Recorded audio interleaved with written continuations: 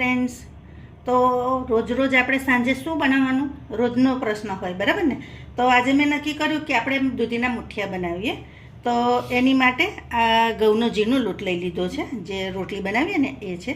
આ કણકી કોરવાનો મતલબ ઢોકળા તમે બનાવો ને એનો લોટ છે, જે થોડોક કડકરો છે.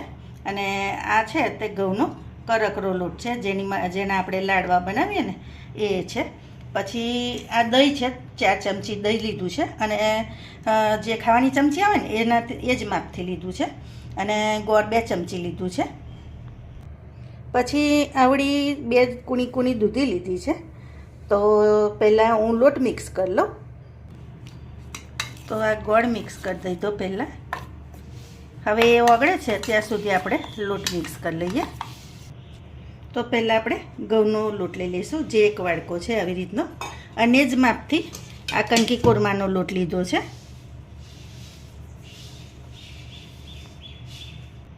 હવે આપણે ઘઉંનો કરકરો લોટ હતો તે પણ એડ કરી દઈએ. હવે આ રીતે આપણે મિક્સ કરી લઈશું. હવે એમાં મસાલો તૈયાર કરવા માટે આદાના લીધા છે, પછી લસણ છે અને મરચાં છે. આદુની પેસ્ટ ઓલરેડી છે જ મારી પાસે, એ હું પછી બતાવું તમને. એટલે આ બેને પહેલાં હું ક્રશ કરી લઉં. તો આ દૂધી છીની લીધી છે, એ બધી આપણે અંદર એડ કરી દેવાની. અને દૂધીનું પ્રમાણ જેટલું વધારે હોય ને એટલું સરસ મુઠિયા થાય, એટલે તમારે દૂધી વધારે રાખવાની. આ આદુ લસણની લસણ મરચાંની પેસ્ટ છે, એમાં દૂધીના 2-4 ટુકડા હતા ને તે અંદર એડ કરીને પીસી લીધું છે. હવે આ આદુની પેસ્ટ છે એ આપણે એડ કરી દઈશું. તો 1 ચમચી મોટી આદુની પેસ્ટ છે. હવે હળદર 1 ચમચી એડ કરી દેવાની. મરચું એડ કરી દઈશું. મરચું તમે તમારા ટેસ્ટ પ્રમાણે વધઘટ કરી શકો. ધાણા જીરાનો પાવડર છે એ આપણે એડ કરી દઈશું. હવે તેલ એડ કરી દેવાનું, 2 મોટી ચમચી તેલ એડ કરી દઈશું. હવે ટેસ્ટ પ્રમાણે મીઠું એડ કરી દેવાનું. હવે આ ધાણા એડ કરી દઈશું. હવે આ બધું મિક્સ એકવાર કરી લઈશું આપણે.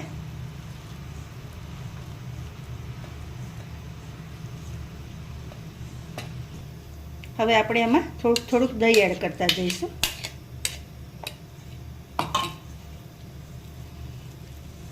આ હંમેશા ખાટા મીઠા સારા લાગે, એટલે તમારે એનું ખાસ ધ્યાન રાખવાનું અને એ રીતે લોટ રાખવાનો. તો જો ફ્રેન્ડ્સ, આવી રીતે લોટ બાંધી દીધો છે આપણે. અને બીજી સાઈડે આવી રીતે પાણી અંદર ટપ્પા મૂકી દીધું છે, માળો છે અંદર. અને તમે કાનાવાળું શું કહો છો એને, જે અમે તો માળો કહીએ, તમે શું કહો છો. એની ઉપર આવી રીતે ઢાંકણ મૂકીને કાપડથી બાંધી દીધું છે, એટલે વરાળ બહાર ના નીકળી જાય. તો જો આપણે આવી રીતના મુઠિયા મૂકી દેવાના, આટલા કરીશું, બરાબર. અને આમાં આવી રીતે મૂકી દેવાનું.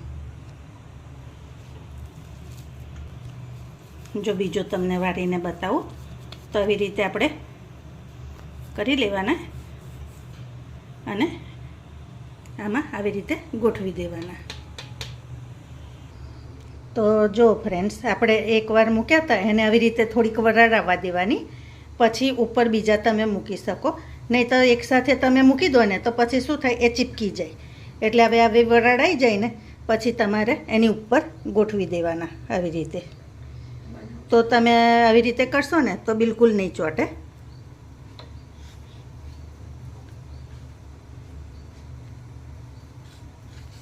તમે આ રીતે કરો છો, કેવી રીતે કરો છો એ મને જરૂરથી કહેજો.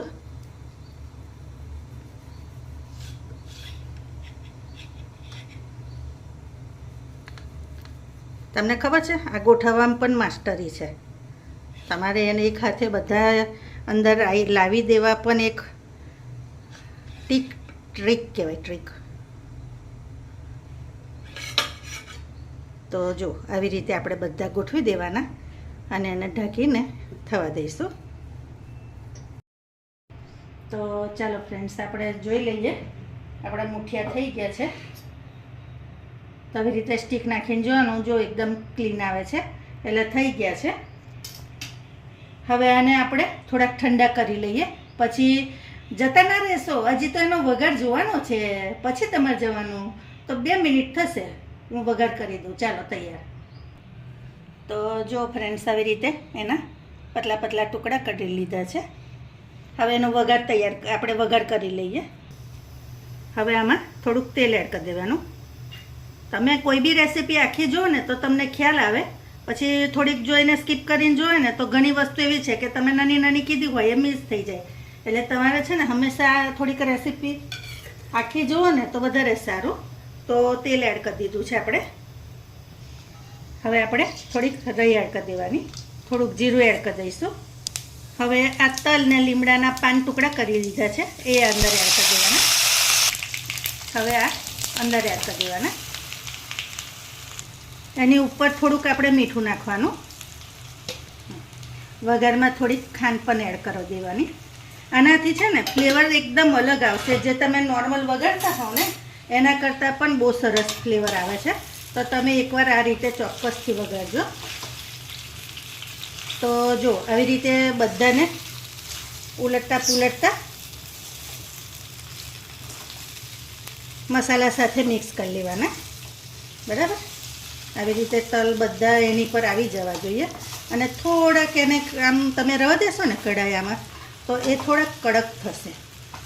તો એવા છે ને ખાવામાં બહુ મજા આવે. એટલે એકવાર જો તમે આવી રીતે ન બનાવતા હોય ને તો વઘારતા હોય તો વઘારજો અને બનાવજો. પછી હવે યુટ્યુબ પર હમણાં તમે જોયું હશે કે હાઈપ આવ્યું છે નવું, તો એ પણ તમે લાઈક કરી અને હાઈપ કરી દેજો. તો જો ફ્રેન્ડ્સ, આપણા મુઠિયા મસ્ત વઘારીને તૈયાર છે. હું તમને નજીકથી બતાવું. તો જો આવી રીતના થવા જોઈએ. બરાબર, હવે સર્વિંગ પ્લેટમાં લઈ લો. તો ઉપરથી ધાણા સ્પ્રિંકલ કરીશું. આ સૂકા ધાણા છે, જે મેં તમને ખ્યાલ હોય તો ફ્રોઝન કર્યા હતા માઇક્રોવેવ કરીને. તો તૈયાર છે મુઠિયા, ચા સાથે બહુ સરસ લાગે. ચાલો, તો નવી રેસીપી સાથે ફરી મળીશું. Thank you.